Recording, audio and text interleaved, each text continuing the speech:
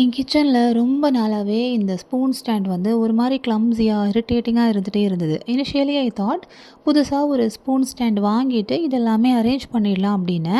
அப்புறம் தான் நான் யோசித்தேன், நான் சமைக்கிறதே லஞ்ச் மட்டும் தானே, அதுக்கு ஒரு 3 ஸ்பூன் இருந்தாலே போதும். ஸோ நெசசரியாக கொஞ்சம் குட்டி ஸ்பூன்ஸ் மட்டும் எடுத்து வச்சுட்டு பெருசு எல்லாமே க்ளீன் பண்ணி ஒதுக்கி வச்சுட்டேன். இப்போ தான் கிச்சன் கொஞ்சம் ப்ரீத்தபிளாக இருக்கிற மாதிரியே எனக்கு தோணுச்சு.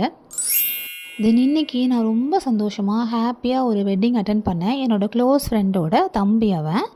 அதில் என்ன ஸ்பெஷல் அப்படின்னா, அவன் வந்து ஒரு டுவார்ஃப். ஸோ சின்ன வயசுலேருந்தே அந்த ஆன்ட்டி வந்து அழுறத நான் பார்த்துருக்கேன். நாங்கள்லாம் காலேஜ் படிக்கிறப்போ அவன் குட்டி பையன் ஸ்கூல் படிச்சுட்டு இருப்பானா, அப்போ ஆன்ட்டி வந்து ரொம்ப வருத்தமாக சொல்லுவாங்க, இவனை மட்டும் நான் என்ன பண்ண போகிறேன்னே தெரியலையே, எனக்கு யோசிச்சாலே கவலையாக இருக்கே அப்படின்னு சொல்லிட்டு.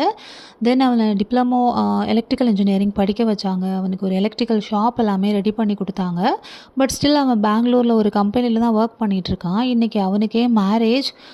பொண்ணும் அவன மாதிரி தான், ஷார்ட் தான். பட் ஸ்டில் அவங்களுக்குன்னு ஒரு பேர் இருக்கும், ஒரு லைஃப் இருக்கும்ல. அதை யோசித்து பார்த்தாலே ரொம்ப ஹாப்பியாக இருந்தது. ஸோ நான் இந்த orange with yellow colour sari தான் கட்டிக்கிட்டு வெட்டிங்க்கும் போயிட்டு வந்தாச்சு.